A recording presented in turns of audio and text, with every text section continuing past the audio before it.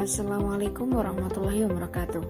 Halo teman-teman, video ini bertujuan sebagai tugas akhir semester mata kuliah Sejarah Peradaban Islam. Sebelumnya, perkenalkan saya Puji Lestari Wainingsih, mahasiswa Prodi Ilmu Al-Quran dan Tafsir NIM 211111066 dari kelas 1B.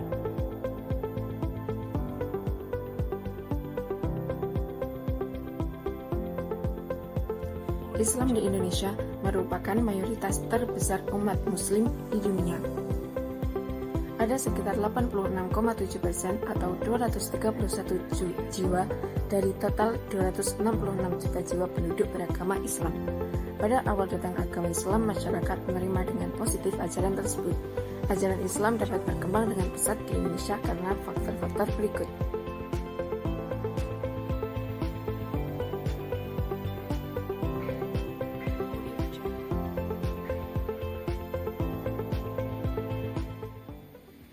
Satu, syarat masuk agama Islam tidak berat, yaitu dengan mengucapkan kalimat syahadat. 2. Upacara-upacara dalam Islam sangat sederhana. 3. Islam tidak mengenal sistem kasta. 4. Islam tidak menentang adat dan tradisi setempat. 5. Dalam penyebarannya dilakukan dengan jalan damai. 6. Runtuhnya kerajaan Majapahit memperlancar penyebaran agama Islam.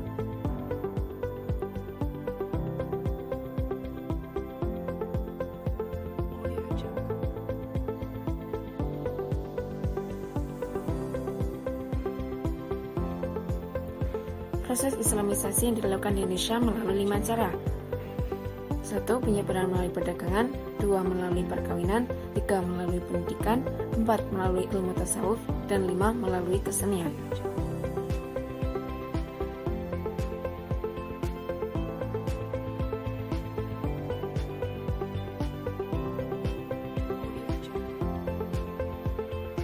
Keunikan dari proses Islamisasi di Indonesia adalah melalui kesenian.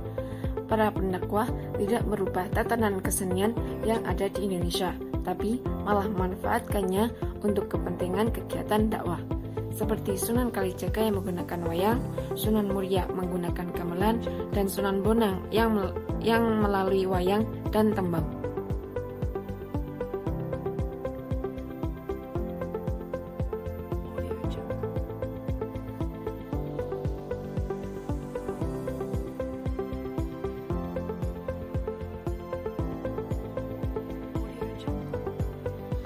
Banyaknya organisasi yang ada di Indonesia mempunyai sisi positif dan negatif.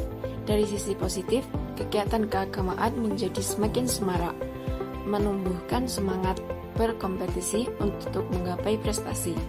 Namun, kadangkala karena banyaknya perbedaan, tidak jarang terdapat pergesekan dan bahkan konflik di antaranya. Organisasi tersebut bermunculan karena perbedaan cara mereka memandang semuanya benar jika itu memang diyakini dari hati. Sebagai akademisi, kita harus bisa menilai dengan baik salah satu dari banyaknya organisasi. Tidak boleh menilai hanya dari satu sisi. Dan jika sudah menentukan pilihan, harus menghormati pilihan orang lain yang berbeda dengan kita. Saling toleransi.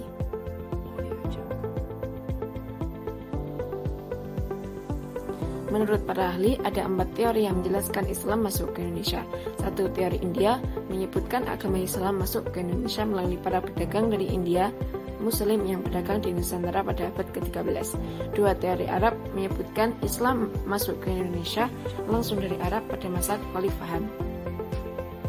3. Teori Persia, teori yang menyatakan asal mula Islam masuk ke Indonesia dari negara Persia atau yang sekarang bernama negara Iran. 4. Teori Tiongkok, ajaran Islam berkembang di Tiongkok pada masa dinasti Tang 918 hingga 905 Masehi, dibawa oleh Panglima Muslim dari Kekhalifahan di Madinah semasa era Khalifah Utsman bin Affan, yakni Sa'ad bin Abi Waqqas. Dari semua teori tersebut, kebanyakan menggambarkan Islam masuk pada masa awal-awal Hijriah atau sekitar tahun 700 Masehi, pada masa kekhalifahan Islam di tanah Arab. Kekhalifahan tersebut mengutus utusannya untuk datang ke Nusantara dan menyebarkan agama Islam di Nusantara. Sekian dari saya, terima kasih, sampai jumpa. Wassalamualaikum warahmatullahi wabarakatuh.